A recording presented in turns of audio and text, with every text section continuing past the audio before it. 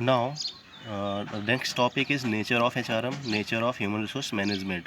Nature of human resource management has been highlighted in its following features. तो कुछ इसके features दिए गए हैं नेचर ऑफ। पहला है हमारा इनहेरेंट पार्ट ऑफ मैनेजमेंट। पहला फीचर हमारा क्या है HRM का, inherent part of management. That is ये पार्ट ऑफ मैनेजमेंट ही होता है। Human resource management is inherent in the process of management. If a manager is to get the best for of his people, he must undertake the basic responsibilities of selecting people who will work under him. That is, अगर कोई भी manager अपने काम को best तरीके से करना चाहता है तो उसको पूरी अथॉरिटी दी जाती है कि वो अपने वर्कर्स को या जो उसके अंडर में काम करेंगे एम्प्लॉई, वो उनको हायर करने का पूरी रिस्पॉन्सिबिलिटी क्या होती है, उसी की होती है। Pervasive function. HRM is a pervasive function of management. It is performed by all managers at various level in the organization. It is not a responsibility that the manager can leave completely to someone else. That is pervasive function का मतलब ये होता है कि पूरी responsibility किसकी होती है, मैनेजर की ही होती है। वो अपने एम्प्लॉई पर कोई भी डिसीजन नहीं छोड़ सकते हैं, या अगर एम्प्लॉई मान लीजिए काम नहीं कर रहा है उनका ढंग से, तो पूरी रिस्पॉन्सिबिलिटी काम कराने की किसकी होती है, मैनेजर्स की होती है। तो ये भी हमारा HR डिपार्टमेंट का एक नेचर है। Basics to all functional area.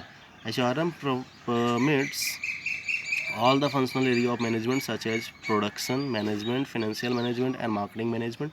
तो हर एक चीज़ का जो भी मार्केटिंग करना है या प्रोडक्शन करना है या पैसे से रिलेटेड जो भी मैनेजमेंट करना है, वो सारे काम किसका होता है, HRM का ही होता है। People centred. HRM is people centred and is relevant in all types of organisation.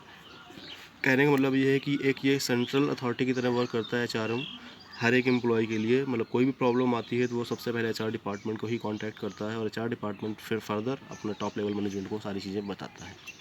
It is concern with all category of personal from top to bottom of the organisation. जैसे मैंने अभी बताया कि एक हायरार्की चेन चलती है जिसमें हमारा टॉप लेवल मैनेजमेंट से अगर कोई इन्फॉर्मेशन देनी है नीचे तक तो वो थ्रू HRM ही आएगी। पर्सनल एक्टिविटीज़ और functions. HRM involves several functions concerned with the management of people at work। मतलब कि जो भी पर्सनल एक्टिविटीज़ ये हो रही, it includes man power planning. Personal activities का मतलब कि अगर मैन पावर की रिक्वायरमेंट है तो वो सारी चीज़ें मैनेज करना। Employment, placement, training end of employees, जो सारी चीज़ें हैं, ट्रेनिंग वगैरह प्रोवाइड करना। मान लीजिए कोई नई टेक्नोलॉजी आ गई, उसके बारे में एम्प्लॉय को अवेयर कराना, ये सारा काम किसका होता है, ह्यूमन रिसोर्स डिपार्टमेंट का ही होता है। एंड लास्ट है हमारा continuous process. Human resource management is not a one shot function. That is, ऐसा नहीं है कि एक बार सारा काम कर दिया उसके बाद रिक्वायरमेंट नहीं पड़ेगी। ये कॉन्टिन्यूस प्रोसेस होता है HRM डिपार्टमेंट का, क्योंकि हायरिंग लगातार होती रहती है, लोग लगातार एक कंपनी से दूसरी कंपनी में जाते हैं तो हमें रिक्वायरमेंट होती है, या प्रोडक्शन एक बार का काम नहीं है, या जो भी मैनेज करना है वो एक बार का काम नहीं है, तो हमेशा के लिए कॉन्टिन्यूस प्रोसेस है। Is must be performed continuously if the organisation objective are to be achieved smoothly. तो मतलब हमें इसको कॉन्टिन्यूसली परफॉर्म करना होता है अगर हम चाहते हैं कि हमारा ऑर्गेनाइजेशन का ऑब्जेक्टिव स्मूथली अचीव हो जाए। Thank you.